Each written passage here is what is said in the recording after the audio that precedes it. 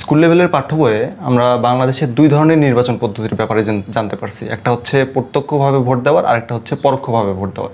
প্রত্যক্ষভাবে ভোটটা আমরা বুঝি যেটাতে প্রধানমন্ত্রী সিলেক্টেড হয় বা এমপি ইলেকশন যেটা হয়ে থাকে, যে আমার জেলায় কয়জন কোন দল থেকে কয়জন প্রার্থী আছে, সেখানে আমি সরাসরি জনগণ হিসেবে একজন নাগরিক হিসেবে সরাসরি তাকে ভোট দিতে পারবো। কিন্তু পরোক্ষ নির্বাচনটা কি? পরোক্ষ নির্বাচনটা হচ্ছে, যেমন ধরেন বাংলাদেশের এই টোটাল এমপি আসন কয়টা, সংসদ সদস্যর আসন কয়টা, 350টা। এর মধ্যে 300 জন সরাসরি নির্বাচিত হয় এবং 50টা মহিলাদের জন্য রিজার্ভ থাকে, যে নারী অধিকার, নারীর ক্ষমতায়ন, এই বিষয়গুলো আগায় নেওয়ার জন্য 50টা আসন সংরক্ষিত থাকে। এই যে 50 জন নারী এমপি আছে সংরক্ষিত আসনের, তারা কিন্তু এই পরোক্ষ ভোটের মাধ্যমে নির্বাচিত হয়। পরোক্ষ ভোট কারা দেয়? এই 300 জন যে সংসদ সদস্য আছে তারা।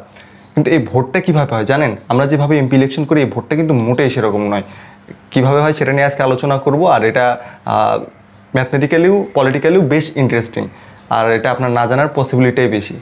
তো চলুন শুরু করা যাক।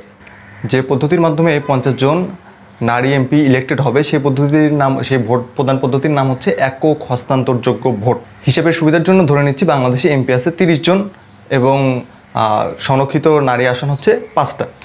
তো এখন এই 5টার মধ্যে যদি এখন সংরক্ষিত নারী আসনের জন্য এই যে রাজনৈতিক দলগুলো থাকবে, তারা যদি 5 জনকে মনোনয়ন দেয় বা টোটাল 5 জনই হয়, তাহলে কিন্তু তারা বিনা প্রতিদ্বন্দ্বিতা নির্বাচিত হবে। তাহলে আর নতুন করে প্রত্যক্ষ পরোক্ষ কোনো ভোটেরই প্রয়োজন নাই। যে 5টা সিট আছে, 5 জন ক্যান্ডিডেট, সেখানে আর কে কাকে ভোট দেবে? 5 জন ইলেক্টেড বিনা প্রতিদ্বন্দ্বিতায়। তো যদি এখানে 5 জনের বেশি হয়, ধরলাম যে এখানে 10 জন প্রতিদ্বন্দ্বিতা করতেছে 5টা সিটের জন্য, আর এখানে ভোট দিতে পারবে 30 জন। আমি সবগুলোকে 10 ভাগ করে দিয়েছি, যে 300টা আসন ছিল 10 ভাগ করে 30 জন ধরে নিয়েছি, আর 50টা রিজার্ভ ছিল সেখানে 10 ভাগ করে 5টা আসন ধরে নিয়েছি। তো এই যে এই 30 জন, কিন্তু ওখানে ওই 10 জনকে ভোট দিতে পারবে না যে আমি অমুককে চাই, আমি অমুককে চাই, এইভাবে কিন্তু হবে না। এখানে কি করা হবে জানেন? যে এই যে আপনারা স্ক্রিনে দেখতে পারতেছেন, যে এই যে 10 জন মহিলা এই 5টা সিটের জন্য লড়তেছে, তাদের এরকম একটা ব্যালট পেপার থাকবে। এরকম ব্যালট পেপার প্রত্যেককে দেওয়া হবে, অর্থাৎ যে 30 জন ভোট দেবে সবাইকে দেওয়া হবে। তাদেরকে কিভাবে ভোট দিতে হবে দেখেন, তাদেরকে এখানে চুজ করতে হবে যে আমি কাকে বেশি পছন্দ করি ওই পদটার জন্য। প্রথম পছন্দ, দ্বিতীয় পছন্দ, তৃতীয় পছন্দ। অর্থাৎ এই যে বাম পাশে ছবিগুলো দেখতে পারতেছেন, আমি কার্টুন হিসেবে দেখাইছি আর কি। তো আর ডান পাশে দেখাতে হবে আমার কাকে প্রথম পছন্দ, তার নামের পাশে আমি লিখবো বা তার পরিচয়ের পাশে লিখবো 1।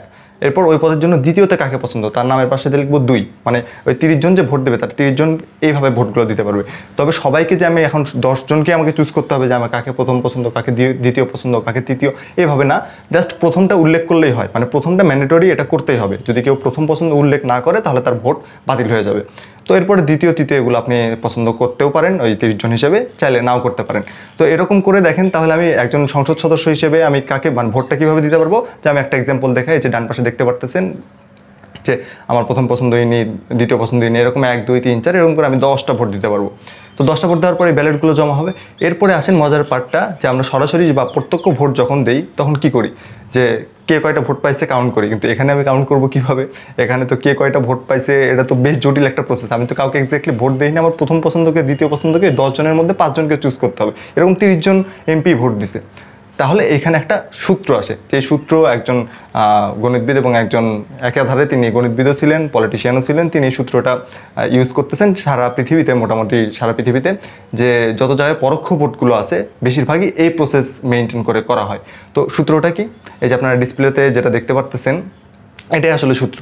যে এই যে প্রথম বৈধ ভোটের সংখ্যা, তারপরে ডিভাইডেড বাই আসন সংখ্যা +1, এবং যেটা টোটাল ভাগফলটা আসবে তার সাথে আমি আরও 1 যোগ করলে যে নাম্বারটা পাবো, সেটাকে বলা হয় কোটা নাম্বার। এই কোটা নাম্বার দিয়ে আমি কী করবো দেখেন, আমাদের যে সংখ্যাগুলো ধরে নিয়েছিলাম, সেই সংখ্যাগুলো যদি আমি ক্যালকুলেশন করি, তাহলে আমার কোটা নাম্বার আসবে। মজার বিষয় হচ্ছে, এই কোটা নাম্বার দিয়ে ডিসাইড করা হবে কারা কারা ওই 5 জন প্রার্থী হবে। যারা এই কোটা নাম্বারের থেকে বেশি প্রথম পছন্দের ভোট পাবে, তারাই আসলে ইলেক্টেড হবে। এখন বলতে পারেন যে 5-এর অধিক তো কোটা নাম্বারের চেয়ে বেশি কেউ ভোট পাইতে পারে। আসলে না, এই ম্যাথমেটিক্যাল ক্যালকুলেশনটা এমনভাবেই করা হয়েছে যে 5-এর অধিক, এখানে কেউ 5 জনের অধিক কেউ ওই 3টা যে কোটা নাম্বার আছে, সেই 3 নাম্বারটা ক্রসই করতে পারবে না। তো এটা আপনারা চাইলেও ট্রাই করে দেখতে পারেন, যে বাসায় খাতায় ছক বানাবেন, কম্বিনেশন করবেন, কোনোভাবে 3 ক্রস করতে পারেন কিনা। আসলে এটা পসিবল না অ্যাকচুয়ালি। তো এরপরে যেটা আসে, যে এরকম করে ধরেন আমার 5 জন প্রার্থীকে তো আমি চুজ করতে পারবো, কিন্তু দেখা যাচ্ছে কোটা নাম্বার 3-এর উপরে ভোট পাইছে মাত্র 3 জন, আর বাকি সবাই, আর যে টোটাল 7 জন ছিল, 10 জন প্রতিদ্বন্দ্বিতা করতেছিল, সেই 7 জন এখন কোটা নাম্বারের নিচে, অর্থাৎ ওই 3-এর নিচে। তাদের ক্ষেত্রে কী করব? তখন আমি দেখব সর্বনিম্ন ভোটকে পাইছে। সর্বনিম্ন যে ভোট পাইছে, যে তার কোটা নাম্বার সে প্রথম পছন্দে যতগুলো ভোট পাইছে ধরলাম যে 2টা ভোট পাইছে, এখন তাকে এলিমিনেট করে দেওয়া হবে, তাকে বাদ দেওয়া হবে যে সর্বনিম্ন ভোট পাইছে 10 জনের মধ্যে। এখন সর্বনিম্ন কি ভোট পাইছে? প্রথম পছন্দের ভোট। তাহলে দেখেন সে যখন প্রথম পছন্দের ভোট পাইছে তাকে তো বাদ দিয়ে দিছি, তার মানে যে এমপিরা তাকে প্রথম পছন্দ করছিল সে বাদ, সেই এমপিটা তো ভোট কাউন্ট হচ্ছে না। তখন আমি কি করব, সেই এমপিরা যাকে আমি বাদ দিছি, যে নারী প্রার্থীকে আমি বাদ দিয়ে দিছি, সেই প্রার্থীকে যে এমপিরা প্রথম পছন্দের ভোট দিছিল তাদের ভোটটাও তো কাউন্ট হলো না। তখন আমি দেখবো তারা দ্বিতীয় পছন্দের ভোটটা কোন নারী প্রার্থীকে দিছিল, সেই দ্বিতীয় পছন্দের ভোটটা তখন আবার যে ওই কোটা নাম্বারের সাথে ওখানে যে যোগ হবে। তো যোগ হলে তখন আবার দেখেন যে যখন যোগ হচ্ছে তখন তো আবার সেটা 3-এর উপর ক্রস করার পসিবিলিটি পাচ্ছে। তো যতক্ষণ না এরকম 3-এর উপর ক্রস করবে ততক্ষণ আমি এই প্রসেসটা করবো যে সবার লাস্টে যে থাকবে সবচেয়ে কম ভোট তারটা বাদ দিয়ে দেবো। তারপর দেখবো যে তাকে যারা ভোট দিচ্ছে তারা দ্বিতীয় বা তৃতীয় বা চতুর্থ এরকম পছন্দে কাকে চুজ করছে, তাকে আবার আমি ওই নাম্বারটা যোগ করে দেবো। তখন আবার সে যারা 3-এর উপর যাবে এরকম করে 5 জনকে চুজ করা হবে। দেখেন বিষয়টা কিন্তু ইন্টারেস্টিং আছে, আবার একটু জটিলও আছে। এটা কিন্তু আমি নিজেও ভাবতাম যে পরোক্ষ ভোট হয়তো আমরা প্রত্যক্ষ যে ভোট যেভাবে দিই জনগণরা, পরোক্ষ ভোটও সেটাই, খালি জনগণরা এখানে পার্টিসিপেট করেন, এখানে পার্টিসিপেট করে এমপিরা। বিষয়টা কিন্তু আদৌ সেরকম নয়। যদি জানতেন সেটা উল্লেখ করতে পারেন, যে আমার একটা আইডিয়া হবে যে এটা কি শুধু আমি জানতাম না, বাকি সবাই হয়তো জানতো এরকম, নাকি আমার মতো অনেকেই জানতেন না। আর কেমন লাগলো সেটাও জানাতে পারেন, কোনো সমালোচনা নির্দ্বিধায় করতে পারেন। এর সাথে আপনাদের জন্য আরেকটা কোশ্চেন রেখে যাই। কোশ্চেনটা হচ্ছে, বাংলাদেশে যারা জেলবন্দি আছে কিংবা বাংলাদেশের নাগরিক যারা প্রবাসী আছে তারা কি ভোট দিতে পারে? যে এমপি ইলেকশন হোক, মানে জাতীয় নির্বাচন হোক কিংবা এলাকার কোনো নির্বাচন হোক, তারা কি ভোট দিতে পারবে?